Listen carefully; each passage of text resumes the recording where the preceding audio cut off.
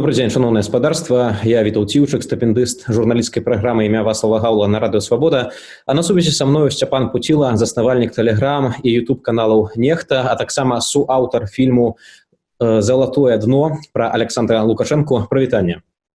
Прывітанне. Сцяпане, больш як 1 700 000 праглядаў за няпоўныя сотні, больш за 100 000 чалавек адначасова глядзелі фільм «Каманды Нехта». Ці на такія вынікі вы спадзяваліся? Ну, мы не загадвалі ўвогуле, мы просто працавалі над фільмам і не думалі, ведалі, што гэтая тэма папулярная і што звычайна такія тэмы разыходзяцца вельмі паспяхова, але гэта не было асноўнай задачай. Асноўнай нашай задачай было паказаць тое, што нам удалося знайсці, што ўжо было апублікавана, што знайшлі мы у дакументах праз інсайдерскія крыніцы, а захапіліся мы, канешне ж, і натхніліся фільмам Навальнага, бо такі ролик пра багацце Лукашэнкі ўжо планавалі даволі даўно, але пасля Навальнага нам людзі пачалі пісаць, маўляў, у Лукашэнкі яшчэ больш, зрабіце пра гэта. Ну, мы, уласна, і пачалі рабіць пра гэта і думалі, што гэта будзе 5-10, максімум 15-хвілінны ролик пра самае асноўнае, але як пачалі ўсё гэта капаць, зразумелі, што не абыдзешся тут нават адным вялікім фільмам, таму гэта толькі пачатак, далей чакаюць яшчэ новыя расследаванне. Лукашенко казаў падчас так званага ўсебеларускага народнага схода пра тое, што, маўляў, больш як за чвэрць стагоддзя ніхто не знайшоў ніякіх ягоных багаццяў, што ён чысты, крыштальна чысты. Вось ты, Сцяпане, казаў і падчас фільму пра тое, што значна больш часу заняла падрыхтоўка вось гэтай стужкі. Што цябе найбольш уразіла з таго, што вы даведаліся як каманда? Ну, безумоўна, уразіў той маштаб, якога нават мы, ведаючы пра Лукашэнку, амаль усё не спадзяваліся, бо настолькі нахабна, што яны нават не хаваюць самі гэтага ў афіцыйных крыніцах сваіх, часамі штосьці змяшчаюць з гэтых рэзідэнцыяў, то бок гэта сталася ўжо такой нормай і шакуе, што для людзей некаторых гэта сталася нормай. Вось былі такія, напрыклад, якія пісалі, ну, мы гэта ўсё ведалі, вось тады ўзнікае пытанне, як можна было ўсё ведаць і нічога не рабіць, каб гэта сталася нормай такой. Вось, ну, то бок уражваць менавіта такія больш моманты, нават чым лукашэнкаўскія вось гэтыя назапашванні. У фільме таксама падкрэсліваецца пра тое, што паводле падлікаў інстытуту «Палітычная сфера» Еўразвяз спансаваў рэжым Лукашэнкі на суму 4 мільярды еўра за апошнія гады. Таксама вось эксперты з гэтага інстытуту гавораць, што калі яшчэ дадаць турызм з Еўразвязу, то ўвогуле выходзіць па мільярду еўра на год, што складае каля 1/10 часткі ад беларускага бюджэту. А чаму вы вырашылі вось менавіта сканцэнтраваць увагу на грошах з захаду, а не на тым, як расійскія грошы падтрымліваюць рэжым Лукашэнкі? Мы сканцэнтравалі увагу ўвогуле на ўсіх аспектах, крыніцах лукашэнкаўскіх грошай. Справа ў тым, што расійскія грошы, якія выдзяляюцца рэжыму, яны выдзяляюцца больш на падтрымку эканомікі ад дэфолту, ад іншых праблемаў. І сапраўды Пуцін дае Лукашэнцы грошы, каб увогуле неяк падтрымліваць гэтую бедную, нягеглую эканоміку Беларусі. А вось Еўропа выдае грошы непасрэдна на інфраструктурныя праекты, на ачыстку рэкаў, на дарогі, на іншыя малыя рэчы, пляцоўкі спартовыя і так далей. І гэта амаль ніяк у Беларусі афіцыйна не кантралюецца. То бок грошы выдзяляюцца, і Еўропа афіцыйна кажа, што выдзяляе грошы. І мы знайшлі таксама сапраўды мільёны даляраў вылучаныя на гэтую справу. Аднак у Беларусі, у афіцыйных крыніцах мы таксама шукалі, колькі вось менавіта на гэта пайшло, колькі на гэта. Гэтай інфармацыі няма. І гэта у сукупнасці з нашымі крыніцамі дае падставы сцвярджаць, што сапраўды гаворка можа ісці аб карупцыі ў надта буйных памерах, бо грошы, якія вылучаюцца, напрыклад, на экалогію у заходняй частцы Беларусі, у Белавежскай пушчы, у гэтых азёрах, на Браслаўшчыне, дзе лукашэнкаўскія рэзідэнцыі, там сапраўды іх вылучаюць занадта шмат нават, чым трэба на гэтую справу. І куды ідзе рэшта, мы не ведаем, хаця крыніцы вось у фільме сказалі.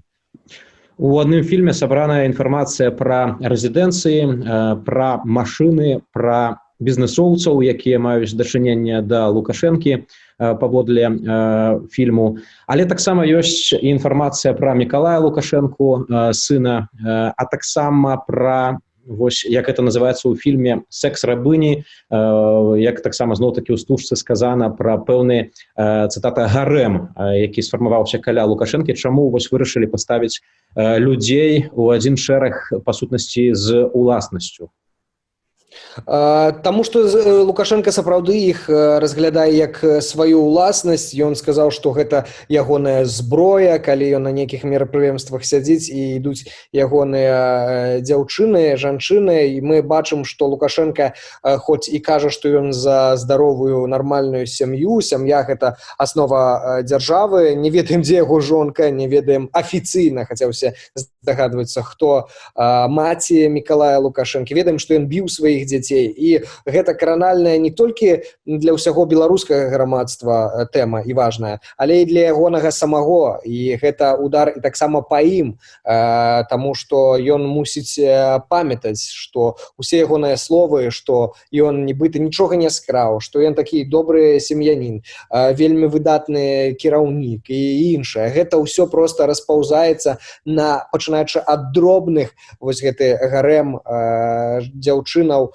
да вялізных там рэзідэнцыяў, майбахаў. Гэта ўсё на кожнай ступені таксама паказвае бязмежжа агульнай улады. Сцяпане, вось ты сказаў, што ёсць такія прыкметы карупцыі наконт таго, як выкарыстоўваюцца грошы, якія павінны былі б служыць на дабро Беларусі, бо гэта грошы для беларускага грамадства, тэарэтычна грошы, якімі распараджаецца кіраўніцтва краіны. Аднак бачым, што сілавікі не цікавяцца вось такімі дзеяннямі, і ў фільме гэта відаць, і публічна Лукашенко шмат разоў гаварыў, што яму тое падаравалі, гэтае яму падаравалі, што можна было б відавочна разглядаць як хабар, і ў фільме пра гэта гаворыцца. А на твою думку, чаму сілавікі вось так упарта не хочуць на законных падставах узбуджаць крымінальныя справы супраць тых, хто ўтрымоўвае ўладу? Ну вось тое, што Лукашенко кажа, што яму падарылі, гэта ўжо стала такім лакальным мемам накшталт ашчушчэній там і іншых, таму што бачым, што на кожнае, пачынаючы ад курткі, хакейных нейкіх экіпіровак да майбахаў, рэзідэнцыяў, усё яму падарылі, нічога яму не належыць, і фармальна сапраўды яму нічога не належыць. Ён пабудаваў сістэму так, што дачапіцца да яго вельмі цяжка, то бок усё аформлена на іншых асобаў, але ведаем, што на іншых асобаў, з якіх вельмі проста можна будзе потым спытаць, калі яны пачнуць штосьці казаць, ёсць кампраматы на ўсіх гэтых бізнесоўцаў, яны ведаюць, што яны ўдзельнічаюць у злачынных схемах і ведаюць, што гэта карупцыя, і проста ведаюць правілы гульні, ведаюць адсотак, які мусяць аддаваць непасрэдна Лукашэнку, ведаюць, што могуць казаць і што не. І гэта ўсё можна будзе расследаваць. Мы зараз толькі пачынаем цягнуць вось за гэтую нітачку, пасля якой развяжацца цалкам клубок і усе даведаюцца. Калі пачынаць расследаванне, то, канешне, гэта ўсё амаль на паверхні. Мы ў некаторых момантах нават так і казалі, што тут нават расследаваць няма чаго, тут усё і так відавочна. То бок настолькі нахабна, настолькі адчуванне сваёй беспакаранасці, што гэта можа быць згубнае вельмі, таму што не ўсе паспеюць уцякчы пасля змены ўлады, якая неадкладна і непазбежна адбудзецца. На твою думку, а што вось варта зрабіць з усёй гэтай уласнасцю, усёй гэтай маёмасцю? Вось у фільме фігуруюць і рэзідэнцыі, і дарагія аўтамабілі. Што трэба было б беларускаму грамадству, як распарадзіцца з гэтым усім, што прадстаўлена ў стужцы? Як пасля сыходу? Менавіта. Пасля сыходу Лукашэнкі, вядома, гэта павінна быць нейкімі сацыяльнымі пляцоўкамі. Патрэбна будзе стварыць музей лукашызму, каб такое больш ніколі не паўтаралася, каб людзі ведалі, што гэта здарылася. Вось гэтыя бусікі, якія пакуюць людзей, трэба зрабіць у бусікі сацыяльнай дапамогі, каб яны вазілі, як у цывілізаваных краінах, інвалідаў, іншых людзей. Гэтай рэзідэнцыі можна таксама у шпіталі ператвараць гэта занадта вялікі шпіталь будзе, але некія сацыяльна патрэбныя праекты, безумоўна, іх ніколі не будзе мала, і школы, дзіцячыя садкі, шпіталі і іншае, вядома, што ў першую чаргу гэта трэба будзе зрабіць ухіл на гэта. Сярод палітызаванай аўдыторыі, якая даўно цікавіцца палітыкай у Беларусі, гучалі такія галасы, што не так ужо шмат было нейкіх новых фактаў у стужцы, і таксама гучалі такія галасы, што вось, маўляў, ёсць жа ж і гандаль зброяй, ёсць і кантрабанда, і іншыя аспекты, якія не былі шырока закранутыя ў гэтай стужцы. Але, наколькі ведаю, каманда «Нехта» рыхтуе таксама наступныя серыі, рыхтуе працяг расследаванняў. Ці мог бы ты падзяліцца з намі, неяк так трошкі адчыніць гэтую фіранку, распавесці, што вы плануеце? Так, безумоўна, у нас было нашмат больш інфармацыі, чым вы выклалі, проста мы па ходзе расследавання вырашылі даць усе гэтыя схемы: кантрабанда цыгарэтаў, папіросаў, кантрабанда, гандаль зброяй, які афіцыйна нідзе не дэкларуецца і невядома, куды ідуць гэтыя грошы. Гэта ўсё часткова ўжо расследавана, часткова ёсць інфармацыя, дакументы, у тым ліку Белсатам гэта расследавана. І мы зараз проста таксама будзем збіраць і структурызаваць тую інфармацыю. Пасля расследавання нам даслалі шмат новых дакументаў, якія дазваляюць яшчэ больш грунтоўна правесці наступнае. То бок, гэта быў такі пачатак, гэта было такое абагульненне таго, што маем на дадзены момант, і каб потым ужо больш падрабязна распавесці менавіта пра схемы, паказаць дакументы і на пальцах растлумачыць, проста гэта будзе менш так цікава такой шырокай аўдыторыі. Зараз мы зрабілі фільм менавіта для шырокай аўдыторыі, каб проста вось па верхах прайсціся і паказаць маштаб гэтага ўсяго бязмежжа.